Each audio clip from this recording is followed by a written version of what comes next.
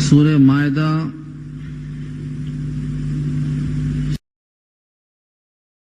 پارے کا پہلا رکوع ختم ہوا ہے، دوسرا یہاں سے شروع ہو رہا ہے اور سورت کا 12واں رکوع شروع ہو رہا ہے، آیت نمبر 87 ہے۔ اوپر کی آیتوں کا جو مضمون تھا کہ بعض اہل کتاب ایسے ہیں کہ جب ان کو آپ دیکھیں گے تو ان کی آنکھیں آنسوؤں سے دبدبا جاتی ہیں، حق کو پہچان لیتے ہیں اور وہ اللہ سے دعا کرتے ہیں کہ ہم کو شاہدین میں لکھ لیجیے، اللہ سے دعا کرتے ہوئے جنت میں صالحین کے ساتھ داخلے کی تما کرتے ہیں۔ یہ مضمون اوپر ان کا تھا جو اہل کتاب میں سے نبی صلی اللہ علیہ وسلم کے زمانے میں اسلام میں داخل ہوئے تھے۔ اس سے مراد ہے نجاشی بادشاہ۔ مدینہ کی ہجرت سے پہلے مسلمان حبشہ کی طرف گئے اور پہلا قافلہ عثمان غنی ان کی اہلیہ رقیہ جو نبی کی صاحبزادیوں میں سے ایک ہیں رضی اللہ عنہما، دوسرا قافلہ جعفر طیار کے ہمراہ گیا، 82 آدمیوں پر مشتمل تھا۔ نہ وہ لوگ پناہ دیے بلکہ صرف اسلام میں داخل ہونے کا اعلان کر دیا اور جتنے لوگ کفار قریش تحفہ تحائف لے گئے تھے سب رد کر دیا، واپس کر دیا۔ دوسرا پھر قافلہ اپنے بیٹے کے ساتھ بھیجا، لیکن اللہ کی مرضی کہ وہ دریا میں قافلہ غرق ہو گیا، کشتی کے ڈوب جانے کی وجہ سے حادثہ پیش آیا۔ یہ پہلی بحث گزشتہ آیات میں ہو چکی ہے۔ اب یہاں سے آیت کا ربط کیا ہے؟ لا تحرموا طیبات، اوپر کیا تھا؟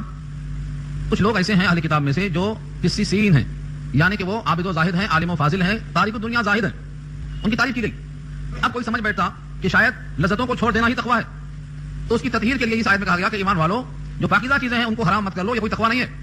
اللہ کی نعمتوں کی قدر کرو، ان کا صحیح استعمال کرو، ایسا مت سمجھو کہ ان کی تعریف کی گئی ہے عابد و زاہد ہونے کی وجہ سے تو تم بھی تاکہ لذات کرو۔ رہبانیت اسلام میں نہیں ہے، لا رہبانیت فی الاسلام۔ اس واقعے کی وضاحت کے واسطے یہاں پر اس آیت میں کہا گیا ہے یا ایھا الذین آمنوا، اے وہ لوگ جو ایمان لائے ہو، لا تحرموا طیبات ما احل اللہ لکم، ان پاکیزہ لذتوں کو حرام مت کر لو جو اللہ نے تمہارے واسطے حلال کر دیا ہے۔ سوچو اللہ کی شفقت و عنایت ہے کہ اللہ نے وہم ہوتے ہی اس کو دور کر دیا۔ عام آدمی سوچ سکتا ہے کہ راہب تارک الدنیا زاہد کے ہونے کی وجہ سے عیسائیوں کی تعریف کی گئی، لہذا ترک دنیا شاید پسندیدہ ہے، یہ دماغ میں آ سکتا تھا۔ اللہ نے اس کی تلافی کر دی، کہا نہیں، حلال چیزیں کھاؤ پیو، ان کو حرام مت کرو، لا تحرموا، حرام مت کر لو، طیبۃ کی جمع طیبات، پاکیزہ چیزیں، ما ان چیزوں میں سے، احل اللہ جس کو اللہ نے حلال کر دیا، لکم تمہارے لیے۔ جملہ اتنا ہی ہے۔ اس پر شارحین لکھتے ہیں کسی بھی حلال چیز کو حرام کر لینے کی 3 شکلیں ہوتی ہیں۔ پہلی شکل تو یہ ہے کہ مثلا گائے کا گوشت ہے، بکری کا گوشت ہے، مرغی کا گوشت ہے، کوئی کہہ دے کہ ہم اس کو عقیدتاً حرام سمجھتے ہیں، یعنی حلال نہیں ہے، تو جو چیزیں حلال ہیں ان میں سے کسی کو حرام تصور کر لینا اور عقیدہ بنا لینا کہ یہ حرام ہیں۔ فقہاء تصریح کرتے ہیں کہ اللہ کی حلال کی ہوئی چیزوں میں سے کسی کو حرام کر دینا عقیدتاً آدمی کے لیے کلمہ کفر ہے، آدمی کافر ہو جاتا ہے، کیونکہ جس چیز کو اللہ نے حلال کیا ہے آپ کا عقیدہ یہ ہے کہ وہ حرام ہے، تو آپ کا عقیدہ اللہ کے حکم سے ٹکراتا ہے، یہ کفر ہے۔ ایک طریقہ اور بھی ہے کہ زبان سے صرف کہتا ہے کہ میں نہیں کھاتا، لیکن عقیدہ حرام ہونے کا نہیں ہے۔ گائے کو حلال مانتا ہے، مرغی کو حلال مانتا ہے، لیکن زبان سے کہتا ہے کہ میں نہیں کھاتا، میں نہیں کھاتا، اور اس نہ کھانے کو وہ بہتر سمجھتا ہے، ثواب کی امید سمجھتا ہے۔ بہت سے لوگ عامل ہیں، وہ کہتے ہیں حیوانات کو ترک کرو تو عمل اچھا چلتا ہے، اگر کسی بیماری کی بنا پہ، پرہیز کی بنا پہ ہے تو اس کی بات میں آگے کر رہا ہوں، تیسرے نمبر پہ آتی ہو، لیکن اگر یوں ہی زبان سے کہہ دیا کہ میں اس حلال کو نہیں کھاتا، تو اس کی 2 شکلیں ہیں، یوں ہی نہیں کھاتا یا اس کے نہ کھانے میں ثواب کی امید رکھتا ہے، مستحب سمجھتا ہے، مستحب سمجھتا ہے تو اس کا ترک کرنا جائز نہیں ہے، گناہگار ہوگا یہ۔ تیسری ایک شکل اور ہے کہ کسی حکیم نے کہا دیا کہ تمہیں فلاں چیز مضر ہے، اس کا عقیدہ یہ ہے کہ حلال ہے، زبان سے انکار بھی نہیں ہے، لیکن عملاً سالوں نہیں کھاتا اس لیے کہ صحت کو مضر ہے یا طبیعت میں میلان نہیں ہے، فرماتے اس میں کوئی حرج نہیں ہے۔ تو ترک کی 3 شکلیں ہیں، عقیدتاً اگر ترک کر دیا ہے تو کافر ہو جائے گا، قولاً ثواب کی نیت سے ایسا کیا ہے تو گناہگار ہو جائے گا، بیماری کی بنا پر چھوڑ دیا ہے یا طبیعت کا میلان نہیں ہوتا ہے چھوڑ دیا ہے تو اس کے واسطے مباح ہے، کوئی گناہ نہیں ہے۔ یہاں پہلی شکل مراد ہے دنیا کی لذتوں کو جو اللہ نے حلال کیا ہے تم حرام مت کرو، یا ایھا الذین آمنوا لا تحرموا، ایمان والو حرام مت کر لو، طیبات پاکیزہ چیزوں کو، ما احل اللہ لکم جو اللہ نے حلال کر دیا ہے تمہارے لیے۔ آپ سوچتے ہوں گے کہ اللہ نے حلال کیا ہے، اللہ بندوں پر کتنے شفیق ہیں کہ ان چیزوں کو جو خود بنایا ہے حلال کر دیا ہے، اور ہم ان حلال نعمتوں سے استفادہ کر کے اسی اللہ کی نافرمانی کرتے ہیں۔ جن غذاؤں سے توانائی ملی ہے اللہ کے حلال کر دینے سے، انہی غذاؤں کی توانائی کو اسی کی مرضی کے خلاف استعمال کرتے ہوئے ہم تک نہیں۔ ناشکری کی اس سے بڑی دلیل کیا ہو سکتی ہے؟ ایک مقام پہ اللہ نے کہا ہے اولم یروا انا خلقنا لهم مما عملت ایدینا انعاما فهم لها مالکون، یاسین تو پڑھتے ہوں گے نا، یہ آیت اسی کی تو ہے، تبھی ترجمہ غور کر لو اس آیت کے۔ کیا لوگ دیکھتے نہیں ہیں کہ ہم نے پیدا کیا ہے ان کے لیے جانور، فهم لها مالکون، یہ مالک بن بیٹھے، میری گائے، میرا اونٹ، میرا گھوڑا بنایا ہم نے، پیدا ہم نے کیا، مالک یہ، اس کے جینے کا سامان، پانی، گھاس، چارہ ہم نے فراہم کیا، زمین میری، آسمان میرا، پیدا میں نے کیا، فهم لها مالکون، مالک یہ بن گئے، میں مالک بولتے۔ تو بتانا یہ ہے کہ اللہ نے اپنے فضل و کرم سے جن چیزوں کو حلال کیا ہے ان حلال لذتوں سے استفادہ کرو، ان توانائیوں کو اس کی مرضی کے خلاف استعمال مت کرو۔ آگے فرمایا ولا تعتدوا، تجاوز مت کرو۔ تجاوز نہ کرنے کی 3 شکلیں ہیں جو میں نے عرض کیا آپ کے سامنے۔ ان تینوں شکلوں میں آدمی اگر حدود شرعیہ سے آگے بڑھ جاتا ہے تو تجاوز کرنا کہلاتا ہے۔ جن پاکیزہ چیزوں کو حلال کیا ہے ان حلال چیزوں کو اتنا نہ کھا جاؤ کہ وہ تمہارے واسطے مضر ہو جائیں، یہ بھی تجاوز کرنا ہے۔ ان کا استعمال ایک حد تک ہونا چاہیے۔ تو تعتدوا کے معنی تجاوز کرنا۔ تجاوز کی سب سے اعلیٰ درجے کی جو کراہت آتی ہے وہ اس میں کہ تم عقیدتاً ان کو حرام مان لو، جو اللہ نے حلال کیا ہے تم اسے حرام مان لو، یہ عقیدتاً سب سے بڑا تجاوز کرنا ہے۔ اس سے زیادہ قول نہیں ہے، اور یہی وجہ ہے کہ عقیدتاً کوئی اگر مانتا ہے کہ کافر ہو جاتا، کوئی شے اگر حلال ہے اور بولتا نہیں حرام ہے، عقیدے کے لحاظ سے اس کو حرام مانتا ہے، تو یہ شخص تجاوز کی وجہ سے حدود سے نکل گیا۔ آگے اللہ نے خود فرمایا ان اللہ لا يحب المعتدین، اللہ پسند نہیں کرتے حد سے نکل جانے والوں کو۔ معتدین معتد کی جمع ہے، اور معتدین تجاوز کر جانے والے، جو حد سے بڑھ جانے والے ہیں، اللہ ان کو پسند نہیں کرتا۔ کسی بھی معاملے میں توازن، یہ امت کا امتیاز ہے۔ کنتم خیر امت، یہ کنتم خیر امت کی آیت ہم 12 پڑھتے ہیں، یہ امت بہترین امت ہے، اور اس امت کے کئی صفات میں سے ایک صفت یہ ہے یہ امت وسط ہے، وسطاً کہا، اور وسط کے معنی متوسط، معتدل، میانہ روی، اس کے ہر کام میں توازن ہے، اعتدال ہے، بیلنسنگ ہے۔ مگر ہوتا یہ ہے ہمارے پاس اس زمانے میں لوگ ہر جگہ تجاوز کر جا رہے ہیں، کسی معاملے میں ان میں اعتدال نہیں ہے۔ مثلا نکاح عبادت ہے، ہمارا ہمارے عبادت کے بجائے ہم نے اس کو عید بنا لیا ہے۔ نکاح عبادت ہے، عید نہیں ہے۔ جب وہ عید نہیں ہے، عبادت ہے، تو عبادت عابد کا کام ہے، شارع علیہ السلام کی منشا کے مطابق ہو، نہیں ہوتا۔ ہمارا پیسہ کمانا زندگی کے لیے یہ بھی عبادت ہے، یہ اس واسطے نہیں ہے کہ ہمارا مقصد حیات ہے، اس زندگی کے گزارنے کے لیے اس کی حاجت اور ضرورت ہے۔ جب وہ حاجت ہے تو ہمارا مقصد سے بن گیا۔ آج کتنے مسلمان ہیں دنیا کمانا زندگی کا مقصد، نسب العین ان کا بن چکا ہے، حالانکہ یہ سب چیزیں زندگی کے باقی رکھنے کے واسطے بطور وسیلے اور سبب کے ضروری ہیں۔ بس مومن کا قیام دنیا میں صرف اور صرف اللہ کی رضا کے حصول کے لیے ہے۔ تو تجاوز نہیں کرنا۔ تجاوز کی شکل یہ بھی ہے کہ آدمی عبادات میں اتنا منہمک ہو جائے کہ دنیا کو چھوڑ دے، تجاوز کرنا یہ بھی۔ اتنے نفل پڑھیں گے کہ کاروبار نہیں کریں گے، اب بچے کہاں سے کھائیں گے، بیوی کہاں سے کھائے گی؟ تم نے شادی میں کہا تھا کہ اس کا خرچہ میرا ذمہ ہے، نام و نفقہ تمہارے ذمہ ہے، اور تم عبادات میں ایسے لگ گئے کہ اس کا قدر تم بھول گئے۔ تجاوز کی شکل یہ بھی ہے۔ تم نے یوم الست میں اللہ سے عہد کیا تھا کہ ہم تم کو رب مانتے ہیں، اور اسی کو یاد دلانے کے لیے جب بچہ پیدا ہوا تو کان میں اشہد ان لا الہ الا اللہ کی آواز دی گئی۔ کوئی نے پوچھا کہ چھوٹا بچہ کیا سنتا تھا، نماز کو کیا تھا، داہنے کان میں اذان، بائیں کان میں اقامت، کیا ہے؟ کبھی نبی سے پوچھ لیا ہوتا بخاری شریف کھول کے۔ یہ اسی یوم الست کی یاد دلائی گئی ہے کہ تم آگے دنیا میں اقرار پورا کرنا ہے، مگر یہاں بھی تجاوز ہے، کسی کو یاد نہیں ہے۔ حسن بصری کہا کرتے تھے مجھے ایسا یاد ہے کہ جیسے میں ابھی اس منظر کو دیکھ رہا ہوں، اور بعض اکابر کا جو حال ہے فرماتے ہیں کہ میں دائیں کون تھا بائیں کون تھا مجھے یاد ہے، کس کو یاد ہے؟ تو تجاوز کی شکل وہاں جو وعدہ کیا تھا اور وقت پیدائش جس کی اطلاع دی گئی تھی، دنیا میں آنے کے بعد ہم فراموش کر رہے تھے، تو ہمارے پاس تجاوز کتنی شکلیں۔ عبادات میں اتنا منہمک ہو گئے کہ بیٹے کا کیا حقوق ہے، بیوی کا کیا حقوق ہے، کچھ بھی یاد نہیں۔ اس پر ایک روایت میں سنا چکا ہوں، شاید یاد ہو آپ کو، تازہ کر لو۔ 3 صحابی نبی صلی اللہ علیہ وسلم کی بیوی جناب عائشہ کے پاس تشریف لے گئے اور کہا نبی کے احوال بتائیے۔ انہوں نے کہا یہ نماز ہے، روزہ ہے، خیرات ہے۔ ان 3 صحابہ نے نبی صلی اللہ علیہ وسلم کے عمل کو یہ کہا کر کہ وہ تو نبی سید الانبیاء ہیں، اتنا ہی عمل آپ کے واسطے کافی ہے، لیکن ہمارے واسطے اتنا عمل کافی کیسے ہوگا، ہم تو بہت گناہگار ہیں، ہمیں زیادہ کرنا پڑے گا۔ ایک نے عہد کر لیا کہ میں دن بھر روزہ رکھوں گا، ایک نے عہد کر لیا رات بھر نفلیں پڑھوں گا، ایک نے عہد کر لیا کہ میں بیوی کے پاس کبھی نہیں جاؤں گا۔ شام تک یہ خبر نبی تک پہنچ گئی، آپ کو تشریف لے آئے اور بلا کے دنوں کو پوچھا کہ ایسا ایسا سنا ہو، صحیح ہے؟ فرمایا ہاں صحیح ہے، کیونکہ آپ تو اللہ کے نبی ہیں، آپ کے درجات بہت اونچے ہیں، آپ کے قریب رہنے کے لیے ہمیں کچھ نہ کچھ زیادہ کرنا پڑے گا آپ سے۔ فرمایا تم سب سے زیادہ مجھے اللہ کی معرفت ہے، تم سب سے زیادہ میں اللہ سے ڈرتا ہوں، تم سب سے زیادہ میرے قلب میں اللہ کا تقویٰ ہے، لیکن میں دن میں روزہ بھی رکھتا ہوں، کھانا بھی کھاتا ہوں، رات میں سوتا بھی ہوں، اللہ کے سامنے کھڑا بھی ہوتا ہوں، بیوی کا حق ادا بھی کرتا ہوں، اور تم نے کوئی شخص بھی کسی عمل کے ذریعے نبی سے آگے نہیں بڑھ سکتا۔ اتنا ہی کرو جتنا تم سے مطلوب ہے، تم تھک جاؤ گے، اللہ نہیں تھکے گا۔ تمہارے اندر اعتدال توازن چاہیے، نبی کو جتنا کرتا ہوا دیکھتے ہو اتنا ہی کر لو، بہت بڑی بات ہے۔ حدیث کے الفاظ دیکھنا ہے، بخاری پڑھ لیجیے، میں نے صرف اس کا مفہوم پیش کیا ہے۔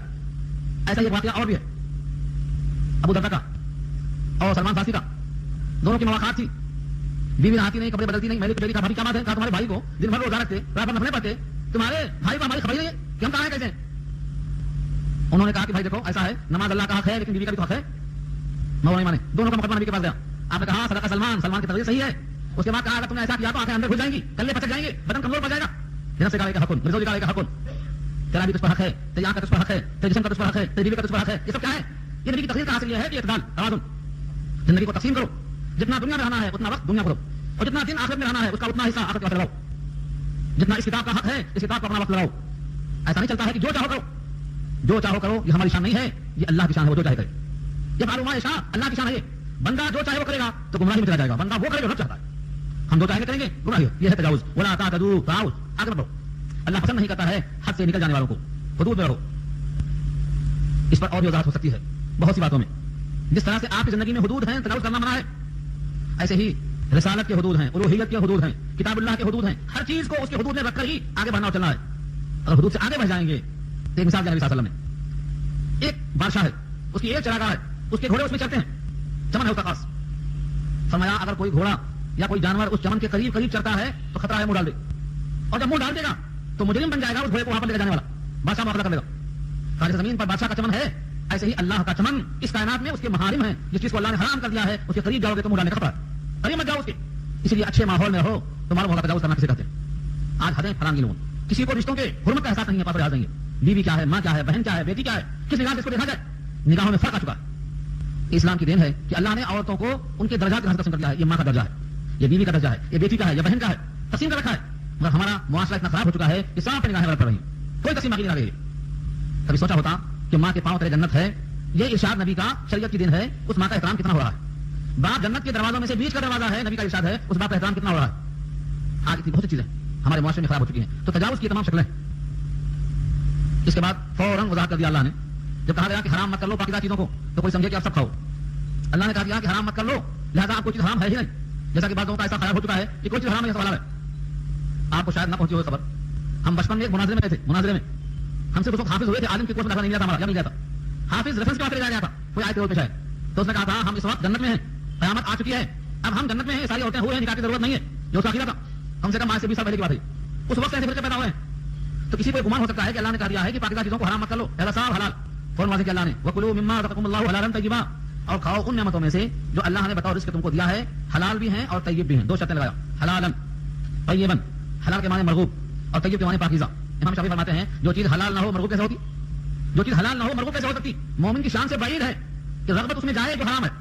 اس میں شوق کیسے پیدا ہوگا؟ وہ روایت شاید گزری ہوگی، ایک بکری پھول گئی تھی، مکے پھول گئی تھی. نبی صلی اللہ علیہ وسلم گزر رہے تھے، پوچھا تم میں کون ہے جو بکری دے 1 درہم میں؟ 1 درہم میں کوئی لیتا اس کو؟ سب صحابی نے کہا اس میں بدبو والی سے کون لیتا ہے 1 درہم میں؟ کون لیتا؟ اسے کون کھا سکتا؟ کہا جب کوئی آدمی کسی مسلمان کی غیبت کرتا ہے تو یہی تو کھاتا ہے. 1 درہم میں لینے کو تیار نہیں ہے تم، لیکن جب مسلمان غیبت کرتا ہے تو یہی کھاتا. مگر ہم کو محسوس نہیں ہوتا، بہت لمبی سناتے ہوں. تو تجاوز کرنے کی شکلیں بہت ہیں، حلال طیب کی شکلیں بہت ہیں. آدمی پر لازم ہے کہ حلال ہونے کے بعد تو شکوں کو دیکھے. ایک تو حلال ہونا اس لحاظ سے کہ وہ شریعت نے حلال کیا ہے، ایک اس لحاظ سے کہ وہ کسی کی ملکیت ہے اور مالک نے اجازت دے دی ہے. جب تک دو طرح سے حلت نہ آ جائے کوئی شے حلال طیب نہیں ہوتی. کسی مسلمان کا مال کھا لینا اس کی رضامندی کے بغیر، اس سے جو خون بنے گا اور جسم تیار ہوگا یہ جہنم کے لائق بنے گا. اس لیے اپنے جسم کو اگر جہنم سے بچانا ہے تو ایسی غذاؤں سے پرہیز کرنا ہے. تو حلالً طیبا، حلال سے مراد اللہ نے حلال کیا ہو اور طیب سے مراد وہ پاکیزہ ہو. واتقوا اللہ الذی انتم بہ مؤمنون، اس اللہ سے ڈرو جس پر تم ایمان رکھتے ہو. دیکھو اس کا تنبیہ ہے جملے میں، ایک طرف اللہ کو مانتے ہو، ایک طرف اللہ کی کتاب کو مانتے ہو، لیکن زبان جمع کر چاہیے اگر قانون کو نہ مانو. تم جس اللہ کو مانتے ہو یقین کے ساتھ اس اللہ کا حکم توڑنے سے ڈرتے نہیں ہو. واتقوا اللہ، اللہ سے ڈرو، یعنی اللہ کا حکم توڑنے سے ڈرو. اللہ تم اس پر یقین رکھتے ہو.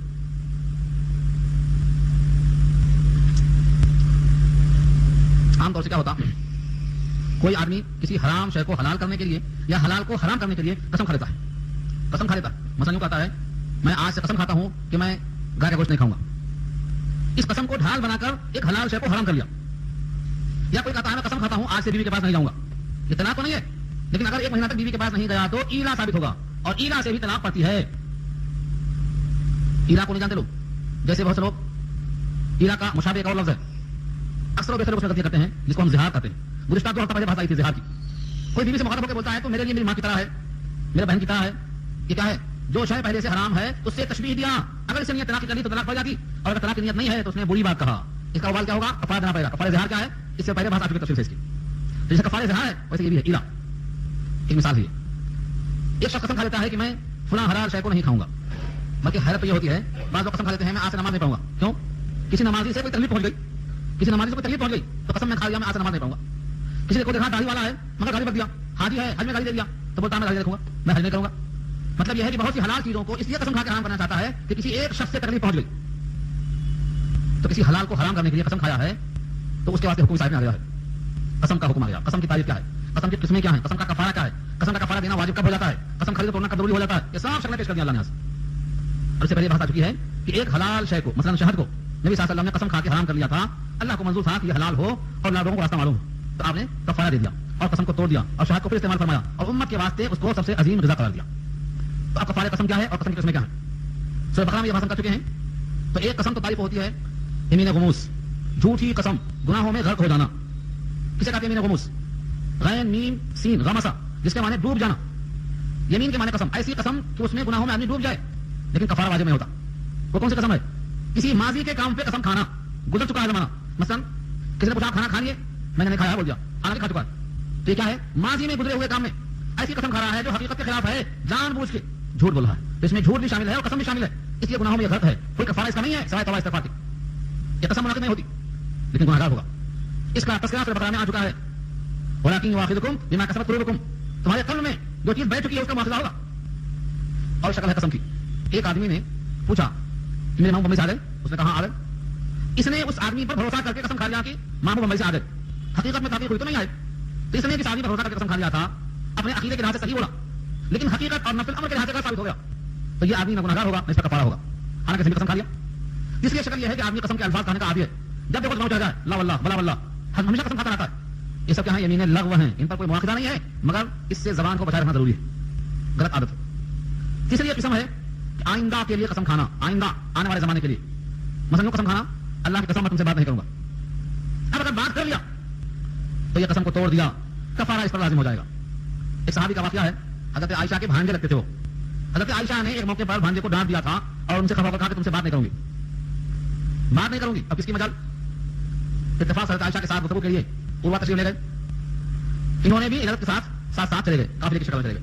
جب قریب پہنچ گئے دوڑ کے پردے میں جا کے پکڑ لیا اور کہا مجھے معاف کرو. انہوں نے کہا تم سے بات نہ کرنے کی قسم کھا چکی ہوں. انہوں نے کہا بس معاف کر دو. معاف کرنے کے بعد بہت روئی, پھر کفارہ ادا کیا اور قسم کا کفارہ ادا کر دیا. تو بتایا یہ ہے کہ آدمی قسم کھائے آئندہ کسی کام کے کرنے یا نہ کرنے کا اور پھر اسے خلاف ہو جائے تو کفارہ دینا لازم ہو جاتا ہے. اس کا ذکر اس آیت میں ہے. اب کفارہ کس کو کہتے ہیں؟ پہلی قسم یمین غموس کہلاتی ہے, دوسری لغو کہلاتی ہے, تیسری جو آئندہ زمانے میں کھائی جائے وہ یمین منعقدہ کہلاتی ہے. یہ منعقد ہو جاتی ہے. اب یہ صاحب آئے تھے, انہوں نے آج سوال کیا وہاں پہ میں نبی تھا اتفاق سے, وہ جدہ سے آئے تھے اور کہا سوال کرتا ہوں تم میں سے کوئی اگر جواب دے دیا تو ٹھیک ہے ورنہ 1 سال تک سوچنے کا موقع دیتا ہوں. پورے طلبہ اساتذہ مدرسے کے اندر سب پریشان, کیا سوال ہوا نہیں معلوم. انہوں نے سوال یہ کیا کہ ایک آدمی نے اپنے منہ میں ایک کھجور ڈال لیا اور بیوی سے کہتا ہے اگر میں یہ کھجور تھوک دوں تو تجھ پر طلاق, اور اگر اس کو میں کھا جاؤں تو تجھ پر طلاق. اب بیوی کو طلاق سے بچانا ہے کیا کرے؟ اور یہ آئندہ کے لیے ہے, قسم منعقد ہو جاتی, کیا کرے گا؟ طلبہ اساتذہ پورے پریشان. کتاب میں کہا ملتا ہے یہ سب مسئلہ, لیکن اللہ کا فہم بہت اچھا ہے. اگر آدمی خلوص سے دل سے سوچے تو شریعت میں اتنے راستے نکلتے ہیں کہ اندازہ نہیں آپ کو. اس مجمع کے اندر میں بھی بیٹھا تھا, میں نے کہا حضرت میرے حساب سے تو آدھا کھایا رکھو گے, آدھا کھا لے آدھا تھوک دے. نہ وہ بات صحیح نہ یہ بات صحیح, طرح نہیں پاتی. یہ ہمارا اپنا ذہن تھا, کتاب نے پاتا ہے. انہوں نے خود کہا کہ میاں ایسا ہی لکھا ہے شامی میں, مسئلہ وہاں ایسا ہی لکھا ہے. حالانکہ شامی کی شکل دیکھتے ہیں اس وقت شامی کیا ہوتی, میں شامی نہ حجازی. تو آدمی اگر دماغ لگائے تو اللہ راستہ کھولتا ہے, اور میں یتق اللہ یجعل لہ مخرجا, راستہ کھل جاتا. تو قسم سے بچنے کے لیے ایسے بہت سے واقعات ہیں. یا زبان پہ بار بار عادت ہو رہی ہے تو اللہ تعالیٰ آئے گی. ولکن یؤاخذکم بما عقدتم الایمان, لیکن تمہارا وہ مواخذہ کرے گا ان قسموں پر جن کو تم نے مستحکم کیا ہے. عقدتم نے مستحکم کیا ہے تم نے الایمان, قسموں کو. آئندہ کی قسم کھایا اپنے سے, آئندہ میں ایسا کام کروں گا. آئندہ کے بارے میں کوئی قسم کھاؤ تو انشاءاللہ کے ساتھ کھایا کرو. انشاءاللہ کے ساتھ کھاؤ گے تو فائدہ ہوگا, ایک تو راستہ نکل جائے گا, اور دوسرے اللہ نے اگر نہیں چاہا وہ کام نہیں ہوا تو آپ قسم سے بچ جائیں گے. کتنا ہی اسباب سامنے ہوں لیکن بغیر بھروسہ کیے اللہ کے مشیت پر قسم نہیں کھانا چاہیے. اب اگر قسم کھا لیا تو کیا کرے؟ کیا کفارہ ہے؟ فکفارتہ, تو اس کا کفارہ ہے. کفارہ کسے کہتے ہیں؟ کفر, دور کرنا. کفارہ وہ عمل جو اس کے گناہوں کو دور کر دے, اسے کفارہ کہا جاتا ہے. کسی نے مسجد میں تھوک دیا, کیا کفارہ ہے اس کا؟ مسجد میں کیا کفارہ؟ اس کو مٹی ڈال کے ڈھانپ دے, مٹی ڈال کے ڈھانپ دے. وہ کون سی مسجد میں؟ یہ جہاں فرش بچھایا جس کا حال نہیں ہے, یہ حال ہے مسجد نبوی کا جو زمین کچی تھی. اگر کوئی تھوک دیا تو مٹی سے اس کو ڈھانپ دے, یہ کفارہ تھا اس کا. ایک روایت پڑھا آج ہی پڑھا, شام میں مطالعہ کرتے کرتے گزری فتاوی رحیمیہ کے حوالے سے. ایک صاحب نماز پڑھ رہے تھے, انہوں نے قبلے کی سمت میں تھوک دیا. پتہ نہیں وہ مسجد تھی کہ کوئی گھر تھا. اغلب یہ ہے کہ کوئی مسجد تھی, مگر زمانے میں مسجدوں کا ایسا نہیں تھا, کھلی تھی, زمین کچی تھی, تھوک دیا قبلہ کی طرف. نماز میں تھوکا یا نماز کے بعد تھوکا, اس کا موجود نہیں ہے, لیکن نبی صلی اللہ علیہ وسلم نے دیکھ لیا. اب ہمارے آئندہ سے یہ شخص نماز نہ پڑھے. دوسری نماز کا جب وقت آیا اور وہ آگے بڑھنا چاہے تو لوگوں نے کہا حضور نے ایسا کہا ہے آپ کے بارے میں. پیچھے ہٹ گئے اور جا کے نبی کی بارگاہ میں واقعہ پوچھا. فرمایا ہاں تم نے قبلے کی طرف تھوکا تھا, اس وجہ سے میں نے یہ فیصلہ ثابت کر دیا. تو بظاہر قبلے کی سمت میں تھوکنا چھوٹا سا معلوم ہو رہا ہے, لیکن اس کی وجہ سے وہ شخص نبی کی نگاہ میں امامت کے لائق نہیں رہ گیا. اور آج کیا ہے ہمارا, جو سب میں سستا مل جائے اسے لے آؤ, کام چلانا ہے نا مسجد کا. حالانکہ حضور کا حکم یہ ہے کہ نماز سب سے عظیم عبادت ہے, اور یہ نماز پڑھانے والا تمہارے اور اللہ کے درمیان واسطہ ہے. تمہارا مقدمہ جیسے وکیل جج کے یہاں پیش کرتا ہے تو وکیل تمہارا واسطہ ہے جج کے سامنے, ایسے تمہاری نماز اللہ کے سامنے پیش کرنے کے لیے یہ امام تمہارا واسطہ ہے. اپنا واسطہ جتنا مستحکم ہوگا تمہاری بات اچھی پہنچے گی. اشرا مانے 10, مسکین کی جمع مساکین. مسکین میں فقیر میں کیا فرق ہے؟ یہ بحث 10واں پارہ سورہ توبہ میں انشاءاللہ آئے گی, لیکن عرض کر دوں اشارے میں, مسکین وہ ہے جس کے پاس کچھ نہ ہو, اور فقیر وہ ہے جس کے پاس کم از کم ایک دن کا کھانا ہو یا ایک وقت کا کھانا ہو. بعض لوگوں نے اس کا الٹا بھی کہا ہے, لیکن صحیح یہی ہے. جنہوں نے اس کا الٹا کہا ہے انہوں نے مثال دی حضرت موسیٰ کی. جب وہ مصر سے جا کر مدین جا رہے تھے اور راستے میں حضرت شعیب کی بیٹیاں ملی تھیں, تو موسیٰ کے ہاتھ میں کچھ نہیں تھا اور دعا کرتے فرمایا رب انی بما انزلت الی من خیر فقیر. تو انہوں نے اپنے آپ کو فقیر کہا, مسکین نہیں کہا. تو کچھ بھی ان کے پاس نہیں تھا تو وہ فقیر ہو گئے, اور جس کے پاس ایک وقت کھانا موجود ہو مسکین کہلاتا ہے. بہرحال دونوں کو بڑا فرق نہیں ہے. کھانا کھلانا 10 مسکینوں کا. کیسا کھانا؟ ایسا ویسا اترا ہوا نہیں. جو کھانا تم کھلاتے ہو اپنے گھر والوں کو ان میں سے اوسط درجے کا. اوسط درجے کا لفظ دیکھو کیسا ہے, من اوسط ما تطعمون اہلیکم، اہلیکم اہل و عیال، تطعمون کھلاتے ہو کیا اوسط درجے کا، یہ اردو میں استعمال ہے اوسط درجے کا کھانا، بیچ کھانا، نہ بہت مہنگا نہ بہت خراب، جو تم کھلاتے ہو گھروں میں عام طور سے وہی کھانا کھلا دو. اس میں 3 لفظ تشریح طلب ہیں. نمبر 1 اطعام. اطعام کے ترجمے میں 2 باتیں گنجائش ہیں. ایک اطعام مانے کھانا کھلانا، اور ایک اطعام کے معنی جس سے کھانا مل سکتا ہے وہ چیز دے دینا. اگر کھانا پکا ہوا کھلانا ہے تو اوسط درجے کا 2 ٹائم پیٹ بھر کھلانا ہے 10 مسکینوں کو.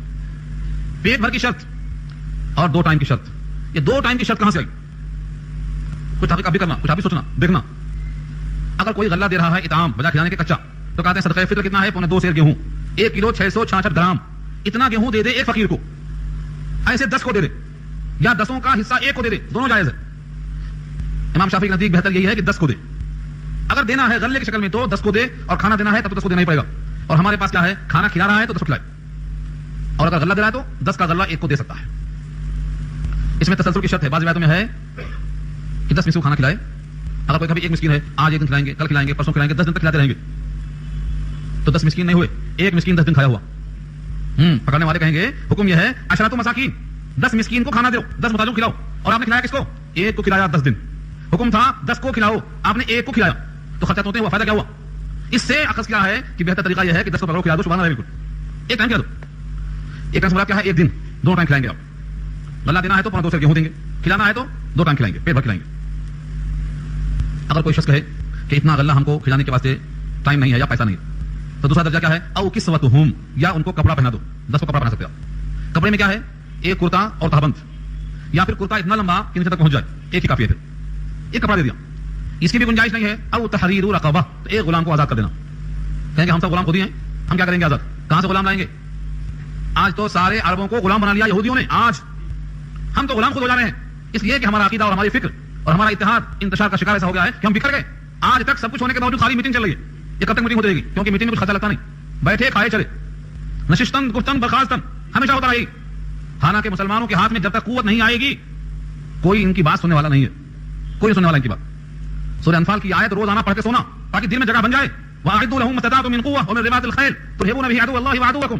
یہ آیت سورہ انفال کی روزانہ اتنا پڑھو کہ اس کا مضمون دل میں اتر جائے. اس کے سوا دوسرا کوئی راستہ نہیں ہے.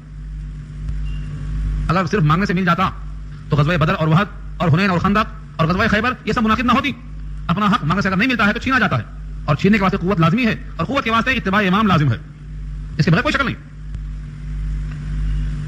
تو تینوں شکلوں میں کھانا کھلانا، کپڑا پہنانا، غلام آزاد کرنا، ان تینوں میں سے کوئی چیز نہیں ہے تو غلام آزاد نہیں کر سکتا، کپڑا نہیں پہنا سکتا، کھانا نہیں کھلا سکتا. ان تینوں کی قدرت نہیں ہے تو کیا کرے؟ فرمایا فمن لم یجد، بس جو شخص کے نہ پائے اوپر کی تینوں چیزیں، یعنی حقیقت میں ان پر قادر نہ ہو. ایسا نہیں پیسہ ہے مگر خرچ کرنے کو دل نہیں چاہ رہا، غلام ہے نوکر اچھا ہے آزاد کرنے کو دل نہیں چاہ رہا، کپڑا ہے مگر دینے کو دل نہیں چاہ رہا، نہیں قدرت نہیں. فمن لم یجد، لم یجد مانے لم یستطیع، طاقت نہیں، قدرت نہیں. فصیام، بس روزہ رکھ لو، 3 ایام، 3 دن تک. ایام یوم کی جمع ہے، 3 روزہ رکھنا ہے. بعض روایتوں میں ہے کہ 3 روزے مسلسل رہنا ہے، یعنی کہ یہ جمعرات کو ایک، آئندہ کے میں کو ایک، ایسا نہیں، مسلسل روزے. ذالک کفارۃ ایمانکم اذا حلفتم، یہ ہے کفارہ تمہاری قسموں کا جب تم قسم کھا بیٹھو. اشارہ یہ ہے کہ قسمیں بار بار نہیں کھانا ہے. اگر کبھی کھا لو اتفاق سے تو اس کی حفاظت کرو. آپ کہیں گے یہ کہاں ہے؟ اگلا ٹکڑا تو وہی ہے نا، واحفظوا ایمانکم، حفاظت کرو اپنی قسموں کی. اور 2 شکلیں حفاظت کرنے کی، ایک تو بے موقع قسم مت کھاؤ، بار بار قسم کے الفاظ مت لاؤ، اور اگر قسم کی نوبت آ بھی جائے قسم کھا بیٹھو تو دنیا کا نقصان کتنا ہی ہو جائے اپنی قسم کا حفاظت کرو، قسم کا تحفظ کرو. یہ ہے واحفظوا ایمانکم. اور اگر قسم توڑنے کی نوبت آ جائے، مثلا تم نے اپنی کم علمی سے کسی حلال شے کے حرام کرنے کی قسم کھا لیا، تو تم نے یہ قسم کھا لیا مثلا میں بیوی کے پاس 1 مہینہ نہیں جاؤں گا. اب اگر تم نہیں جائیں گے تو طلاق پڑ جائے گی. اب کسی نے کہا کہ تمہارا قسم توڑنا ضروری ہے تاکہ طلاق نہ پڑے، کیا کریں گے آپ؟ شاید آپ کو یاد ہوگا نبی صلی اللہ علیہ وسلم کے پاؤں میں موچ آ گئی تھی، گھوڑے سے آپ گر گئے، پاؤں میں ورم آ گیا، تو آپ 1 مہینے کے واسطے اوپر کے حصے میں جس کو بولتے ہیں غرفہ، بالا خانہ، وہاں جا کر بیٹھ گئے اور 1 مہینے تک نہ اترنے کا عہد کر لیا. لوگوں میں شور ہو گیا کہ آپ نے اپنی بیویوں کو طلاق دے دیا. سب سے پہلے فکر مند ہوئے جناب عمر، کیونکہ ان کی بیٹی حفصہ رضی اللہ عنہا نبی کی زوجہ محترمہ ہیں، ان کو فکر ہوئی بیٹی تھی کہ اگر طلاق دی گئی اور طلاق کی نوبت آ گئی تو مطلب کچھ نہ کچھ گستاخی کی ہوگی. سیدھا اٹھایا لاٹھی اور حضرت کے گھر پہنچے. کہا طلاق دی گئی؟ کہا نہیں معلوم. صحابہ کے پاس آئے، لوگوں سے پوچھا، نہیں معلوم. کھٹکا مارا، بلال نکلے، جا کے اطلاع دیا مگر آپ خاموش رہے. 1 بار 2 بار 3 بار تک خاموش رہے. جب چلنے لگے تو آواز بلاؤ، اندر تشریف لے گئے. کھڑے کھڑے پوچھا، اے اللہ کے نبی کیا آپ نے اپنی ازواج کو طلاق دے دیا ہے؟ فرمایا نہیں. اللہ اکبر. حیرت میں استجاب میں کہ لوگوں میں کیا چرچا ہے اور خبر بھی ایسی ہے. اس موقع پر جب تشریف لائے نیچے تو 29 تاریخ تھی، چاند کی. کسی بیوی نے کہا آپ نے قسم کھایا تھا کہ 1 مہینہ نیچے نہیں اتریں گے، اور ابھی 29 دن ہوا آپ تشریف لے آئے. آپ نے کہا کبھی کبھی مہینہ 29 کا ہوتا ہے. کبھی کبھی مہینہ 29 کا ہوتا ہے، یہ بخاری کی روایت ہے. تو اس طرح ایک مہینہ نہ آنے کے واسطے قسم کھائی جائے تو اس کو ایلا کہتے ہیں. اس ایلا کی مقدار تک اگر پہنچ گئے تو وہ کتنی ہے؟ للذین یؤلون من نسائہم تربص 4 اشہر، 4 مہینے. اگر 4 مہینے تک نہیں گئے اس نیت سے کہ میں نہیں جاؤں گا اور قسم کھا لیا آپ نے تو خود بخود طلاق پڑ جاتی ہے. آپ کو مسئلہ نہیں معلوم تھا، قسم کھا لیے نہیں جائیں گے، کتنے طرح ہیں. غصے میں بیوی کو ہکال دیتے، جاؤ اماں کے پاس لے جاؤ، نہیں آئیں گے بول دو. ارادہ کیا ہوتا، نیت کیا ہوتی، مسئلہ یہ ہو جاتا. اگر 4 مہینے آپ نہیں گئے تو طلاق پڑ جاتی. مگر شرط یہ ہے کہ نیت یہ ہو کہ میں بیوی کے پاس نہیں جاؤں گا. کتنا فرق کریں گے آپ؟ جب مسئلہ معلوم ہوگا تو فرق کریں گے نا. اور مسئلہ کی خبر ہی نہیں تو کیا کریں گے؟ کلام باغ میں یہ ہے نہیں ہے یہ بھی خبر نہیں ہے، سورہ بقرہ میں آئیے. تو ایسے موقع پر قسم اگر کھا دی جائے تو قسم کو توڑ دینا چاہیے، کفارہ دے دینا چاہیے، یہ بہتر ہے. آگے اللہ فرماتے ہیں کذالک یبین اللہ، ایسا ہی اللہ بیان کرتے ہیں لکم تمہارے واسطے آیات ہی اپنی نشانیاں لعلکم تشکرون، تاکہ تم شکر ادا کرو. یہ پورے قانون بتا دیا اللہ نے.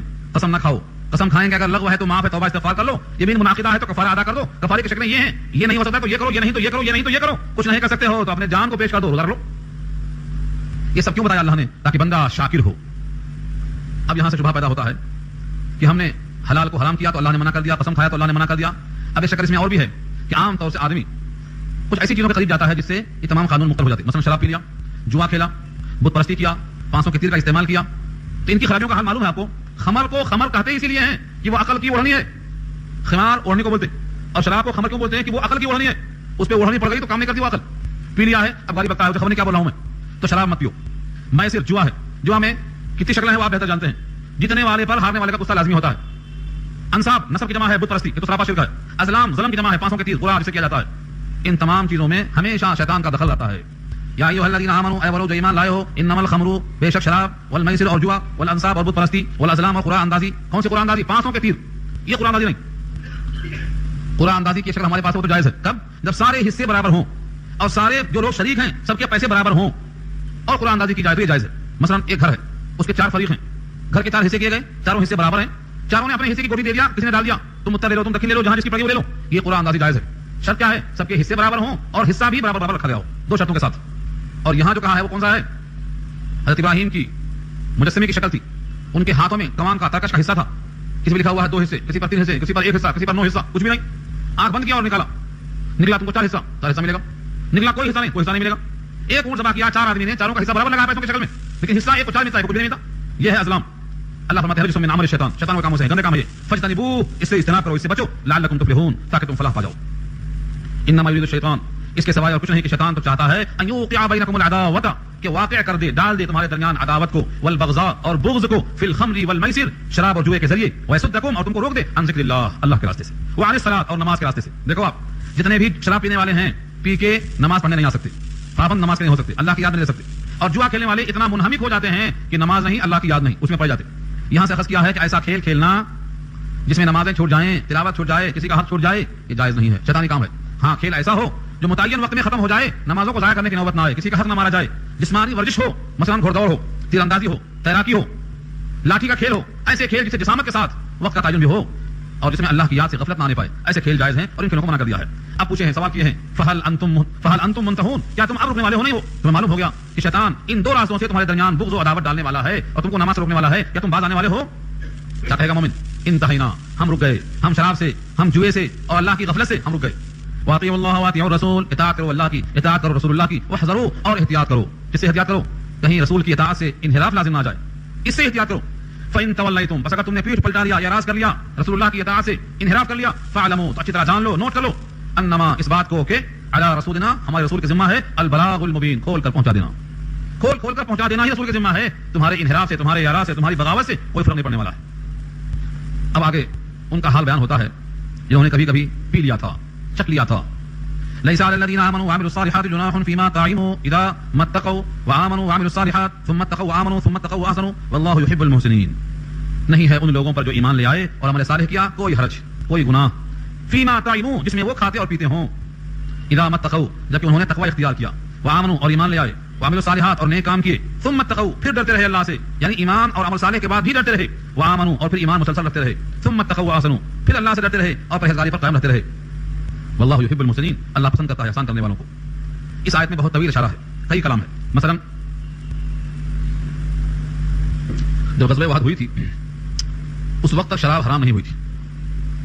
نماز کی حالت میں نشہ منع تھا. ولا تقربوا الصلاۃ وانتم سکارى، نماز کے قریب نہ جاؤ سکر کی حالت میں. تو غزوہ وحد تک بھی شراب کو لوگ پیتے تھے. غزوہ وحد میں کئی ایسے شہید ہیں شہداء اسلام میں سے جنہوں نے صبح پی تھی, ان کے پیٹ میں شراب تھی, تو لوگ تنگ کرتے تھے اگر شراب حرام ہے تو ان کا حال کیا ہوگا, اور اگر ان کا شہید ہونا مقبول ہے تو پھر شراب کی حرمت کے کیا معنی ہے. یہ چکما دینے کی بات ہے. اس کی مثال گزشتہ میں عرض کیا تھا. یہودیوں نے کہا تھا کہ پہلے یہ لوگ بیت المقدس کی طرف منہ کر کے نماز پڑھتے رہے 17 مہینے, پھر حکم آیا تو بیت اللہ کی طرف منہ کر لیا. اگر پہلے کی نماز صحیح تھی تو اب خراب ہو رہی ہے, اور اگر اب صحیح ہے تو 17 مہینے خراب کر لیے. ان کی نمازوں کا حال کیا ہوگا جو مر گئے اسی حال میں. تو یہ چکما دینے کی بات ہے. مومن اللہ کے حکم کا پابند ہے. جب جیسا حکم تھا اسی کا پابند تھا. سن 5 ہجری سے پہلے شراب کی حرمت نہیں تھی تو اس کا پابند تھا. سن 5 کے بعد حرام ہو گئی تو اس کا پابند ہو گیا. پہلے اگر پی لیا ہے اور اب توبہ کر لیا ان آیتوں کے بعد تو پہلے پیے ہوئے پر ہم کو اعتراض کرنے کا حق نہیں ہے. اگر کوئی اسلام میں داخل ہو جائے اور اسلام سے پہلے وہ کچھ برائیاں کرتا تھا تو ان برائیوں پر اعتراض کرنے کا حق نہیں ہے. اسلام سے پہلے کے تمام گناہ معاف ہو گئے, مگر ہمارے پاس کیا ہے, اگر کوئی آدمی کسی غلط کام میں مبتلا ہے, لاکھ توبہ کر لے, اللہ معاف کر دیں گے, مگر تانا دینے والے زمانے معاف نہیں کریں گے. یہ تو ایسا ہے. مجھے یاد پڑتا ہے نبی صلی اللہ علیہ وسلم نے اتنا سخت نوٹ لیا ہے اس چیز کا. حضرت عائشہ کے ساتھ حضرت صفیہ بھی تھی. صفیہ کا قد ذرا کم تھا, بہت حسین تھی. یہودی یہ تھا, حیی ابن اخطب اور کعب ابن اشرف یہ سردار تھے. وہ سرداروں میں سے ایک کی بیٹی ہیں یہ صفیہ بنت حیی ابن اخطب. ایک مرتبہ جناب عائشہ نے کسی موقع پر کہا دیا آپ کو تو بس یہ کافی ہے. یہ انگوٹھے کو دکھا کر اشارہ کیا ان کی طرف, قد چھوٹا ہے ان کا, صفیہ کا قد چھوٹا تھا. یہ جملہ سن کر فرمایا نبی صلی اللہ علیہ وسلم نے عائشہ تم نے وہ بات کہی ہے کہ اگر اس کلمے کو سمندر میں کھول دیا جائے تو سمندر پورا کڑوا ہو جائے گا.